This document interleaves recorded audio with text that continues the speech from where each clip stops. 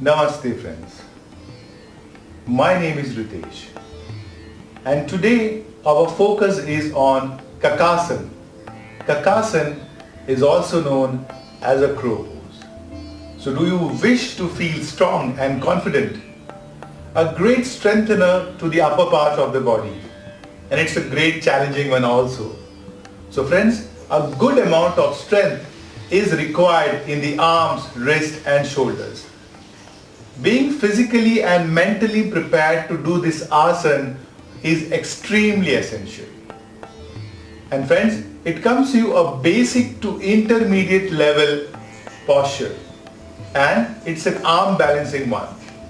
So before we get into the posture, some safety, some precautions. So people with carpal tunnel syndrome or wrist, elbow or shoulder injury or pain should avoid it. Also, women in menstruation or pregnancy should also avoid this pose because there's a lot of pressure coming on the core, that is your abdominal muscles. Or take care, just do it under a medical supervision or an experienced yoga teacher. Friends, before you get into the pose, it's very important to prepare, especially some of the inversions like a downward facing dog, that is Adho Mukha Svanasana, or a boat pose, that is Navasana, or a plank pose, that is Dandasana or Falakasana, and the other one is Chaturanga Dandasana, that is a 4-limbed staff pose. So friends, these are some of the asanas that you need to prepare yourself when you are focusing on the crow pose, that is Kakasana. So now let's get started. So friends, let's lie down on our back. So after lying down on the back, we need to first visualize how we want to do it. So once again, keep the neck long and now take both the knees in this position. Now what we need is both the toes together. So when we keep both the toes together in a crow pose, it gives you a support. Bend the elbow. Now our elbow should be in a 90-degree angle in Kakasana, that is a crow pose. Now either you can keep your knees on this position or in this position. Both are completely fine, but we want to keep the elbows in a 90-degree angle. Now from here, the head should be in one straight line. But don't take the head too much back like that or too much in squeezing to the chest. What we need is lengthening, either holding it here or holding it here. So give some time. You can keep the head on the floor also and just visualize, get an idea how would you be practicing. Activating the fingers, engaging your core and come back. Relax yourself. Just visualize the posture. And then on your sides, let's do it. So now let us use the blocks first. So I take these two blocks and I place it here. Now it's very important that if you find that you are falling forward and there's a fear of falling, keep the block in front. Okay, so I'm keeping the block here, palms are to the sides, activated.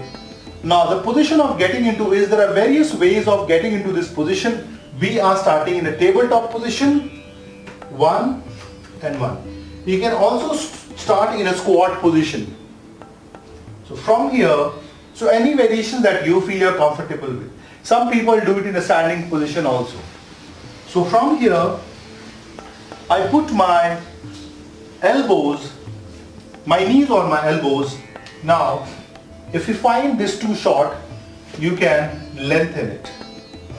Okay. So what we need is to keep the head on the block to have a third point contact. So from here, I go back, I bend my elbow, adjust it a little bit more forward.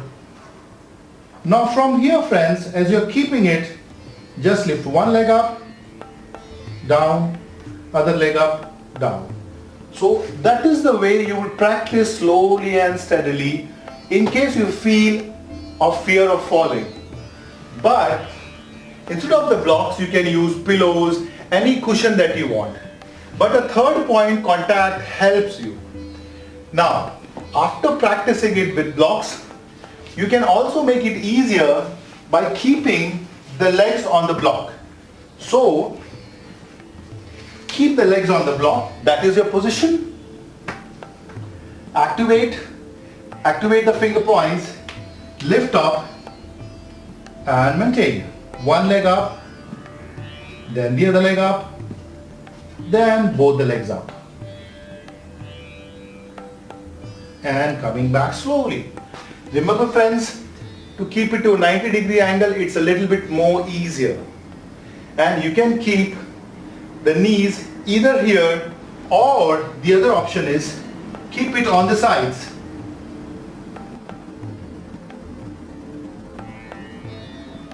That's also perfectly fine. So that is how you get into a crow pose or Kakasana. Friends, it's a great strengthener to the upper body part.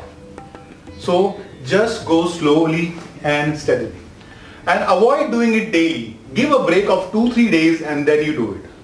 Friends, Kakasana or a crow pose is a great improvement for balance, memory and concentration. It creates good strength in the arms, shoulders and the abdominal muscles.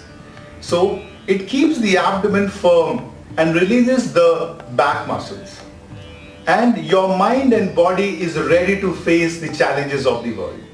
So it's a great energetic pose, but the only thing is, please prepare yourself. So you need a good core to work out, okay? And as and when you practice, you'll find this posture getting very easy. But don't forget to start with Kakasana first, and then later on in the next video, I'll be talking about Bakasana, that is crane pose. Friends, I'm Ritesh here. In case you like my video, don't forget to hit the like button and do subscribe. And yes, if you have any comments or suggestions after when you practice, and if you have some questions, please mention in the comment section below. Thank you for watching. Namaste.